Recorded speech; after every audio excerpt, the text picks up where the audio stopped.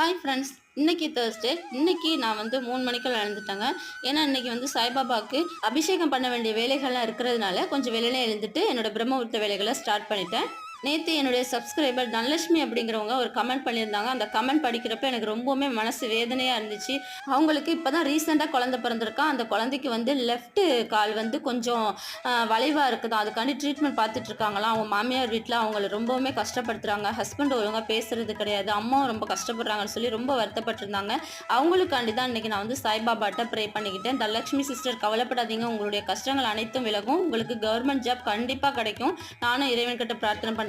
ரெயின்போங்கிற ஐடியில கேட்டிருந்தாங்க, நீங்க டெய்லியுமே திரி மாத்துவீங்களா, பூ மாத்துவீங்களா அப்படின்னு சொல்லி கேட்டிருந்தாங்க. ஆமா சிஸ்டர், பூ மட்டும் டெய்லி மாத்துவேன். திரி வந்து நம்ம ஏத்துனதுல கொஞ்சம் கசக்கி விட்டுட்டு அதிலே ஏத்துனா போதும். பிரம்மமுகூர்த்த விளக்கு வந்து நம்ம வீட்டு பூஜை அறையில தான் சிஸ்டர் ஏத்தணும். இந்த வீடியோ உங்களுக்கு பிடிச்சிருந்தா லைக் பண்ணுங்க. நம்ம சேனலை மறக்காம சப்ஸ்கிரைப் பண்ணி சப்போர்ட் பண்ணுங்க. தேங்க்யூ.